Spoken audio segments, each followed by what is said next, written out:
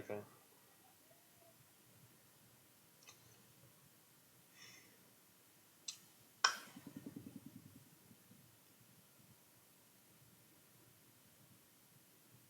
Hmm.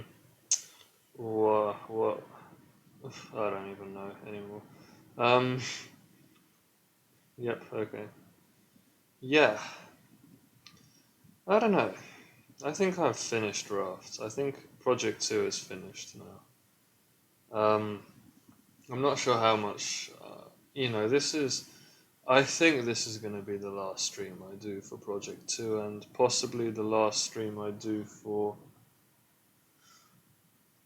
someone spitting outside. I know that I do that a lot, but like, I can hear you. um, yeah, I might be done streaming distributed systems. So, I don't know.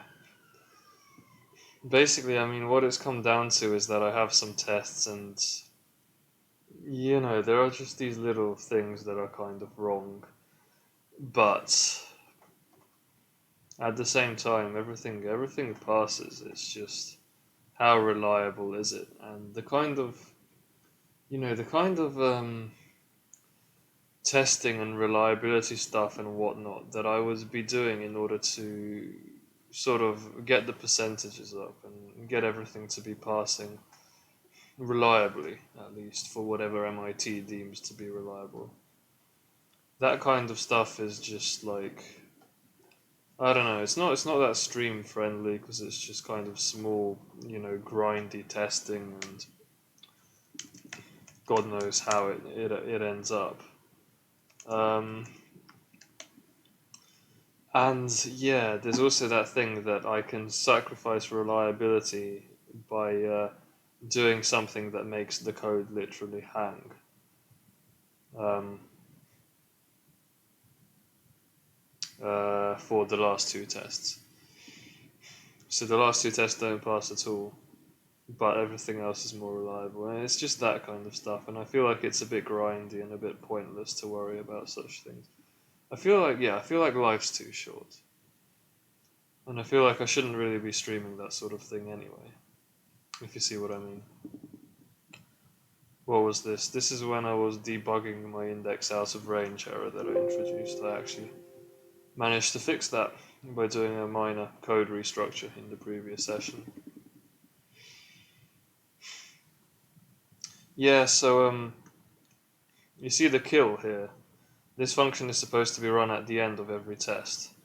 And what I've been doing is locking every server so that it gets a clean instance and doesn't interfere with the later tests, because believe it or not, that's what's been happening. Um, and that makes the last two tests, the churn tests, hang. And I don't know why the churn tests are called the churn test, it doesn't say anything. I don't know why those in particular are susceptible to this blocking them from working. But generally speaking, I mean, literally all of the other tests are like just work better without it. Sorry, with this on, so that you don't have interference of test data between tests. So I'll just casually run the full test suite now. It takes a solid 4 minutes to do a single test. That's also quite stream unfriendly. I mean, how much of a perfectionist do I want to be? Now that I've turned this off, there's some really basic tests that just continually fail, as you can see. Um, and I don't know how to deal with that without reintroducing this, which causes the churn tests to fail. Bearing in mind, I tested these tests sequentially 200 times with the blocking between tests, the locking between tests, and like they passed 200 times in a row. So the failures are very much certainly coming from that, and you can see it as well if you just look through the log. It's just a bit ridiculous.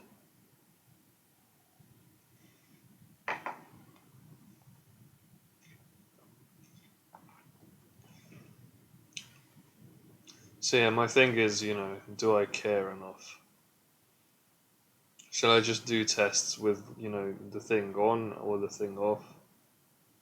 Um, the problem is that I can't get one instance of my code to pass all the tests because my locking just doesn't work sufficiently well in that sense. As in, my kill function it doesn't stop. It either doesn't stop the things or it locks them, which causes one of the tests to hang. Um, I mean, it doesn't. That test, it never even times out. So these are just problems from the past, and I'm wondering whether or not I care enough because I'm not submitting the project to MIT, whether or not I want them to fix. Because in principle, yeah, I do want to be able to just go test everything and get it to pass at least once.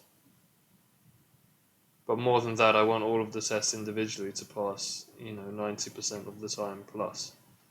And that's something that just sort of doesn't happen because the very last two tests, so the ones after figure 8 unreliable, um, they're called churn and churn unreliable. Those two are the tests that just don't work with this enabled. Um, can't terminate process between tests is what this says.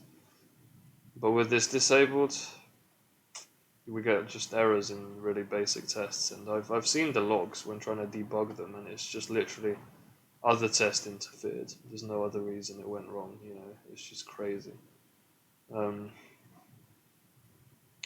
yeah, I really don't know what to say about that. It's just kind of frustrating. It's the kind of thing that if I were at MIT, I would be calling the helpline to just get me to fix that, because why would I waste time trying to sort it out? It's just kind of, I don't know.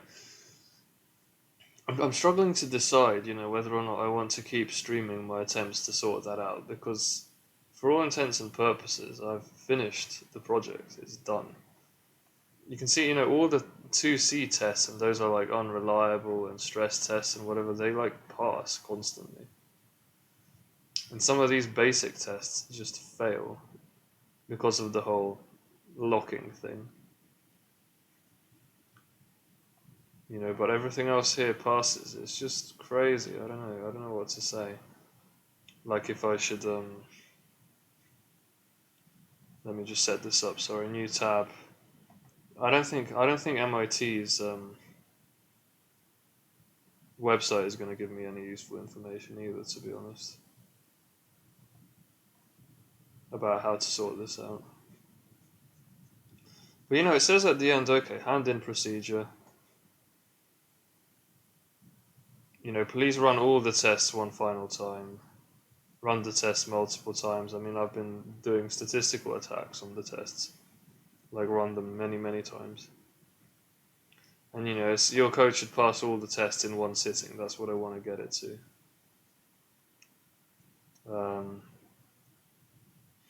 But I just get failures.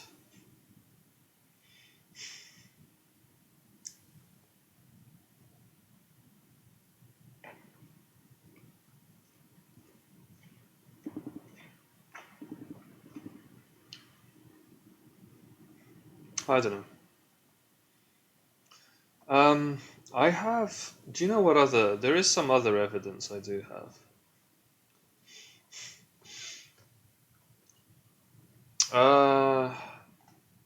I'll tell you what. Actually, what is an easier thing to do than commenting this code out? I can just do an if block with a true statement, and then I can just switch one of these numbers to 0 to disable it. Yeah, that works. Another thing is, do I want to look into like these tests? So 2B1 and 2B2, one of these tests, namely, okay, 2A2, this is it, the one that I'm thinking of. So 2B1 and 2B2, okay, well 2B2 actually did fail once, but they pass almost all the time, as you can see. Maybe I probably should have rerun this considering I made edits to the code, but again, it's just kind of difficult to stream that. Maybe I will do a final session. Maybe this won't be the end, like the very last session of streaming, but maybe in 2 or 3 days' time, I'll run a kind of session to just for closure purposes to just say like, these are the changes I made, and I did some testing, some just iterate test 200 times in the background and see if there are any that fail a bit too often for my liking and that kind of thing. But again, it's just that thing of running, different code for different tests, essentially, and not being able to pass all the tests with a single piece of code that I find a bit ridiculous, to be honest. Because if I run any of these tests individually, they're just going to pass. If I run any test individually, it does not matter if I lock between tests because there's only one test. So I can run, this shit over and over again. It will always work. I mean, this one takes slightly longer, but not substantially. You can see what I mean. But then I just run go test and it's just going to fail. After, at that point it's going to fail. So the first two tests are fine, but then it'll just fail. So I don't know.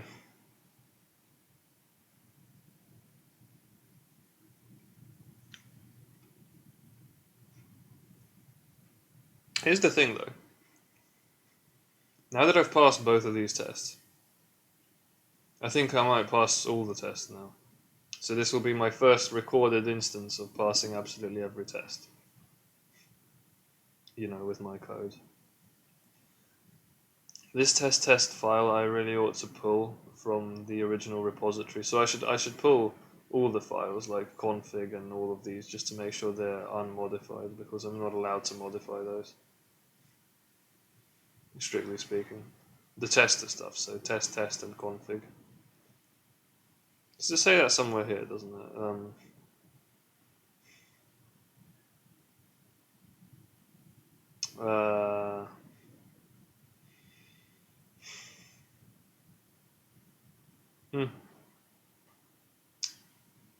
No, I think I don't even see the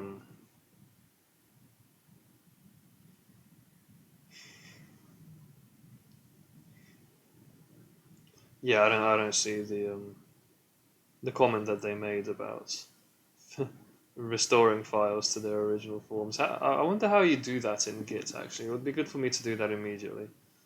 So if I can git pull individual files, git pull individual file, that would be good.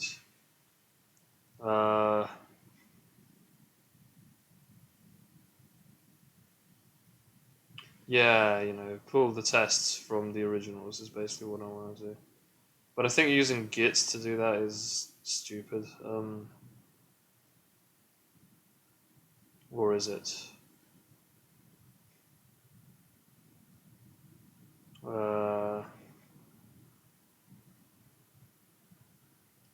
Fetch, checkout, add, and commit. Do I want to figure out what this does exactly?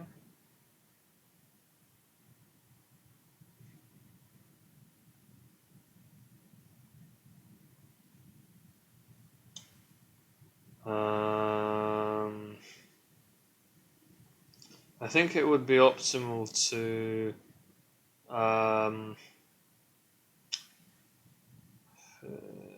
what can I do? So I'm trying to pull the original test as a kind of final. This is not, I don't know. It's just difficult because I don't have a fixed procedure in my head for how I want to close this.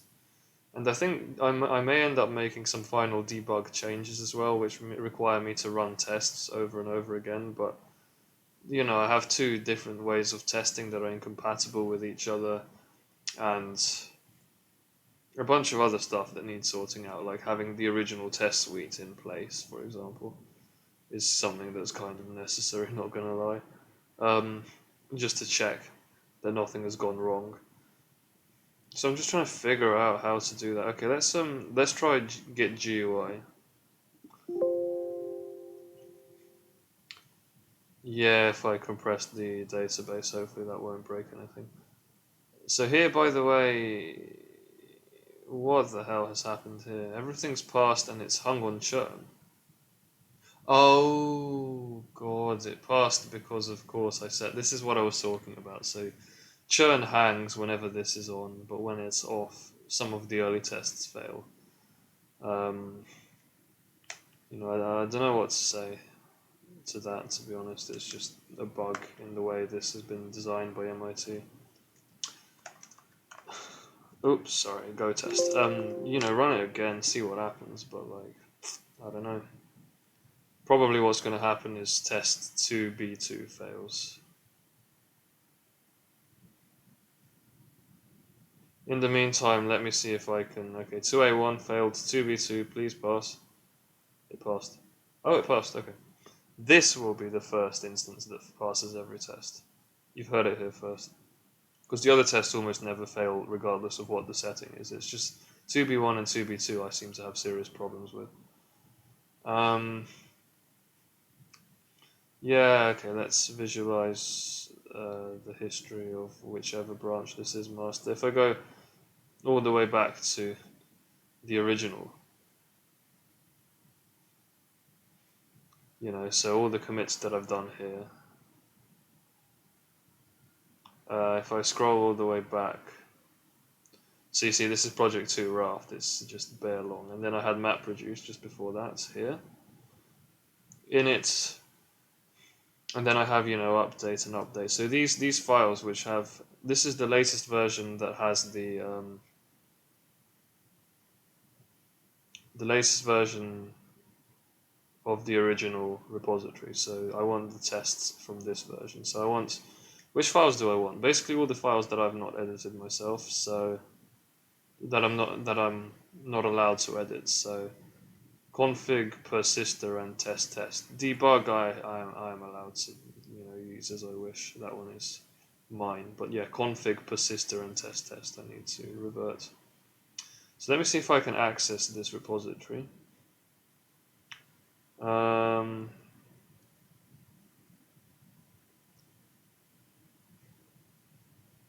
Is it possible for me to get into this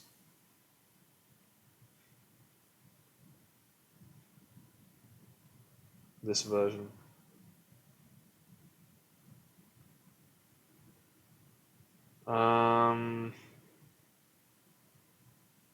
Can I access the files?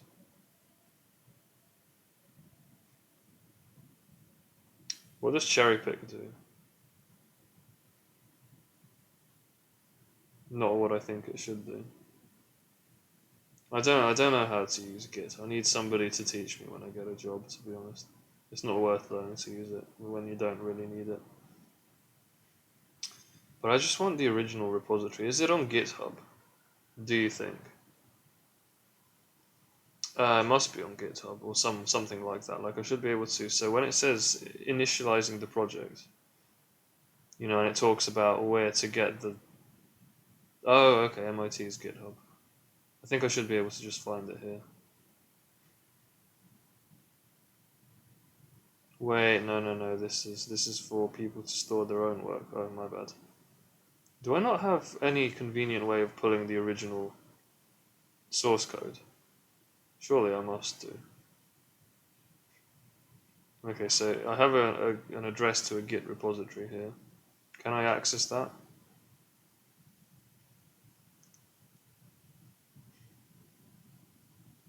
Or should I just clone it somewhere else and then copy the files over? That's probably what I'm going to do. Let's be honest, it's probably just easier to do that. So I'll make a ds original and just git clone throat. I am feeling a little bit better than I was before. So yeah, I'm just going to run this command here in order to get a copy of the original source code of the project. And I'm just going to leave that there for the future so that I can just at will copy files over. Shift insert. The folder I want it to be cloned to is here. So yeah, that seems to have worked.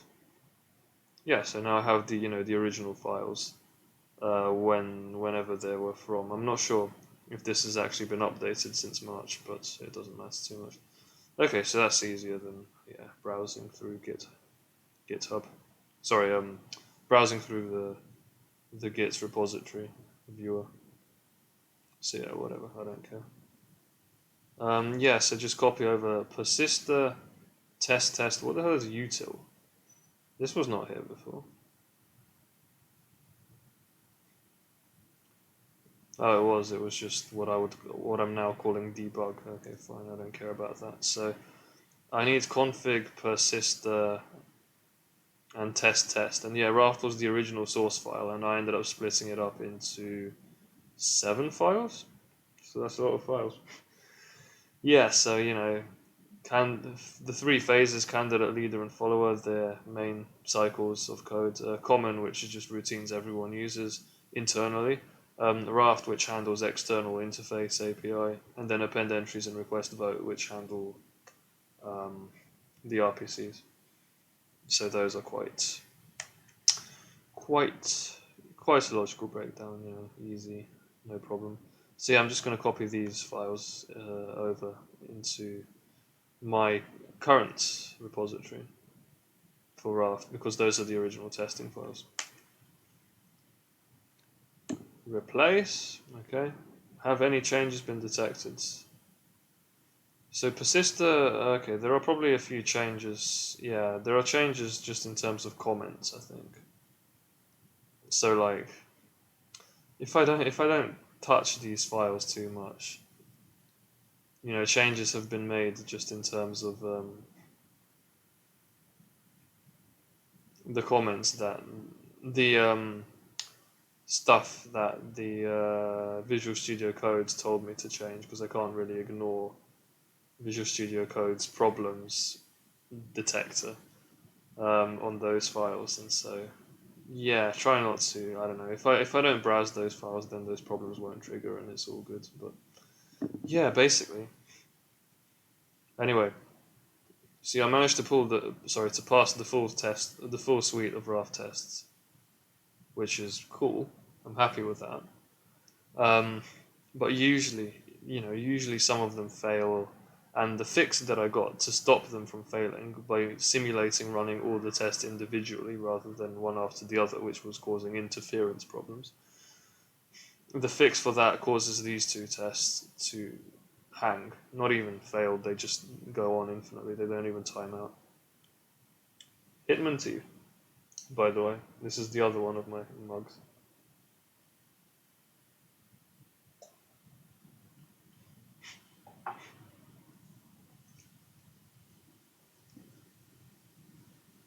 So yeah, don't know what to say, to be honest.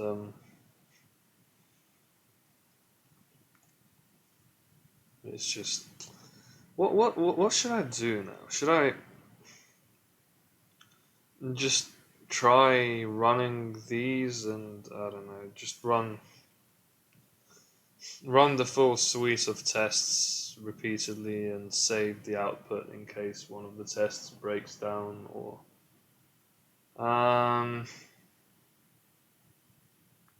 what I could do, of course. I don't know. I'm just trying to figure it out now. Because I do want to bring it to a position where I can reliably run the tests, all of the tests, all what I've done. I done goofed. What have I done here? 2 variables but 3 values. Builds failed. Config.go. There's something wrong here. Okay, let's find out what. Save it, and the problems should materialize. The problems have not materialized. What? What the hell is going on? Wait, okay, so let's take a look. 306. Emergent problems. Oh yeah, my get state function is still fucked, isn't it? Is it? Yeah, my get state function, I edited its signature, but then realized that was a mistake.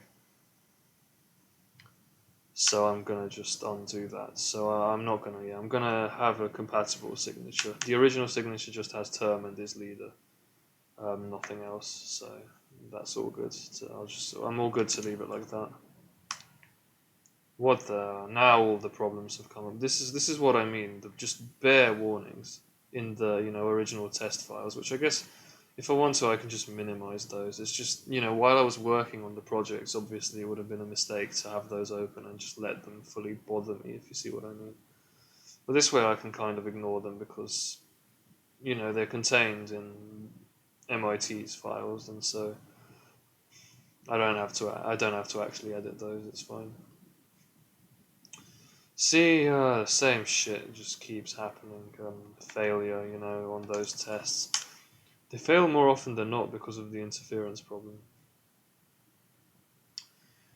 But I cannot, for the life of me, think of a better of a kill function that is gonna work for both of these tests, and so it'll avoid the interference problems with these tests, and it will work with uh, it won't hang the very last two tests.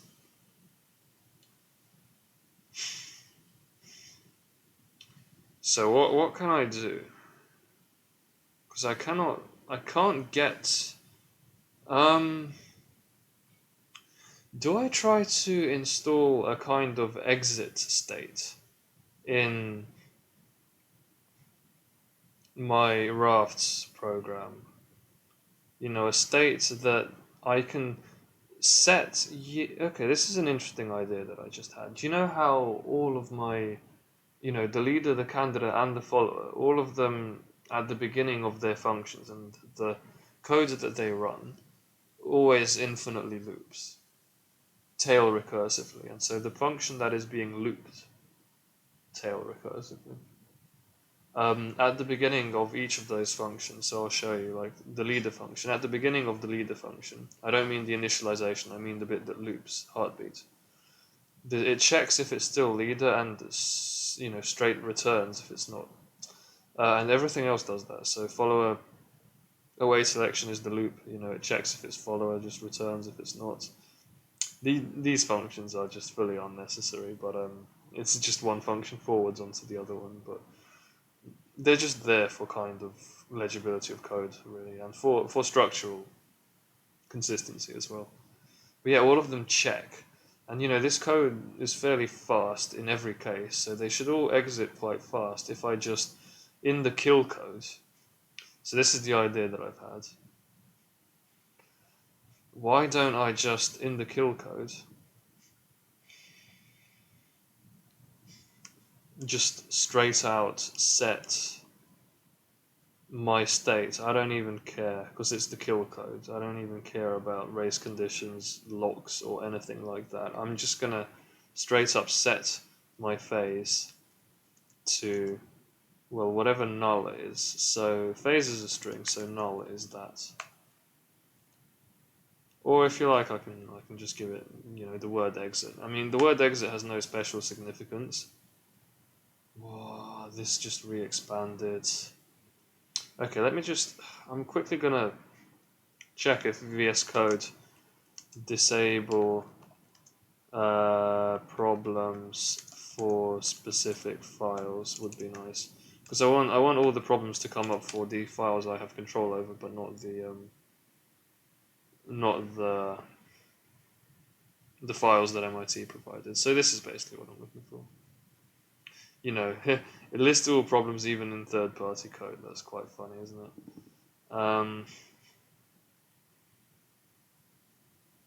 Yeah. I have no idea which tool is actually generating the errors. That's another problem I have as well.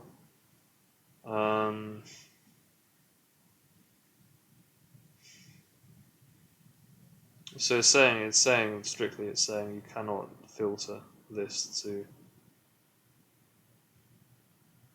disable it for specific files. That's pretty unfortunate. Without going into the linter to figure out exactly what it's doing, you can't disable it for specific files. I'm not going to re-edit these files. I'm just going to leave it alone. Is there really nothing I can do? I can't even. It's not even possible to right click and like forget a specific message. Um, it's not possible for me to do anything at all. I just have to live with it. Okay. But yeah, basically the fact that I'm setting the phase, but I'm not locking, should in principle, terminate all of the other functions fairly fast. Well, not necessarily, because you could end up in a situation where this helps, but it is possible for something to a function to kind of persist and override this by basically if we're not in the part of the loop that checks if it's still that phase, like if it's still leader, it checks that. If we're not in that section, but instead we're in the section where phase changes to follower, then yeah, that's not going to work. Okay. But don't forget, the only way phases ever change is by calling the phase change function. It's a function that I abstracted out and wrote up in a separate function. So that function is very powerful because it's the only way that phases change. And so all I have to do is say, if the phase is exit, don't do anything. Leave it as exit and just like quit the program or return or whatever. So I can just put that in my phase change function and that should actually resolve it, I think. Can I please just ignore this? There's no option anywhere. Okay, never mind. May look like I'm crying because of that. I'm just crying because of my like cold and whatever. But yeah, see, it does a lock. From phase, is rf.phase. If from phase is not equal to to phase, um,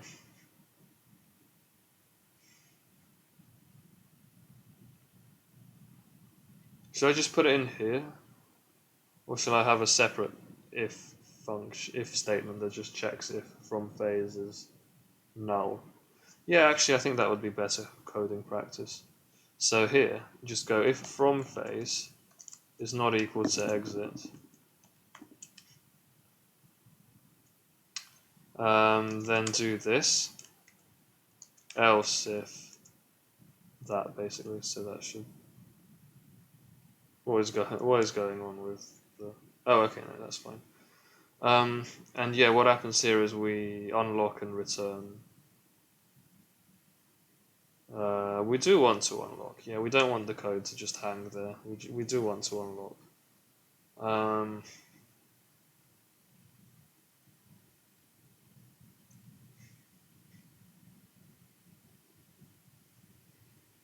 So what should I do? Let me just put in like for the purposes of debugging in case I need it in future. I'm gonna put like an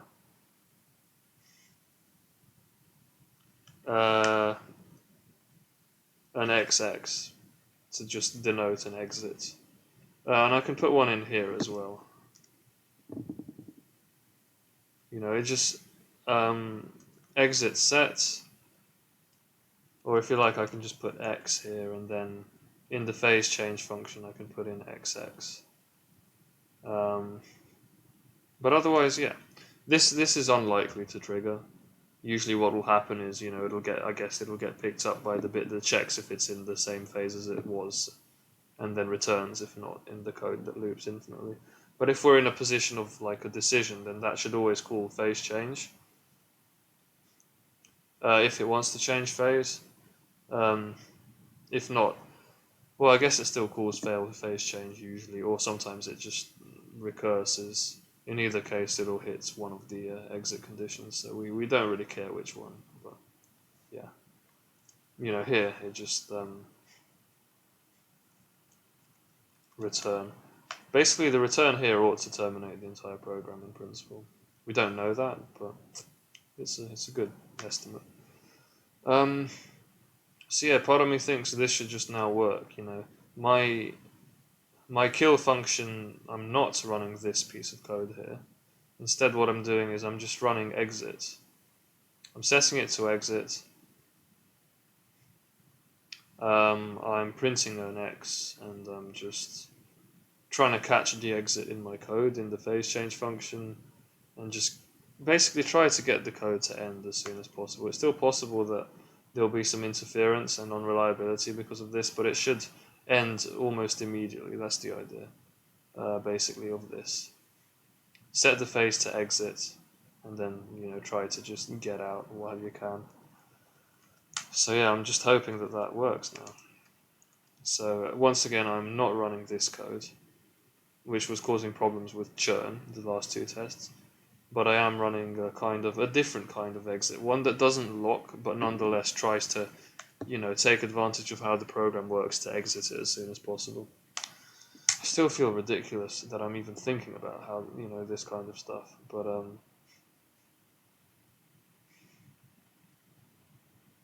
yeah, apparently this has not worked.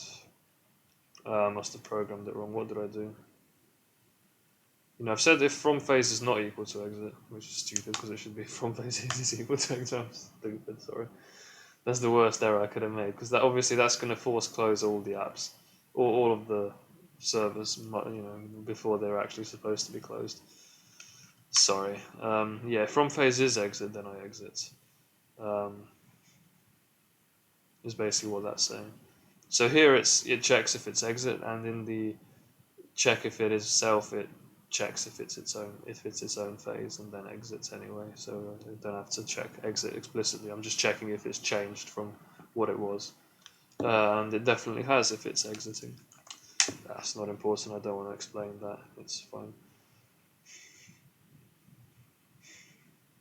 So anyway, the idea is that this should now just pass every time, more or less. Looks good. You can see 2B passed a bit faster. Well, it passed both fast and, it didn't fail, which is usually the setup I have now would fail to A and or 2B, but they've both passed. It doesn't always fail them, but more often than not, I've been finding it, and it does. And also the fact that I'm exiting like this, I think means that churn should not fail either.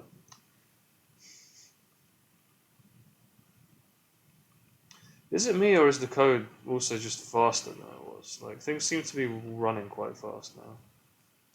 Let me compare it against the, MIT's stats. This is MapReduce, isn't it? Yeah. So if I just take a look at MIT's stats.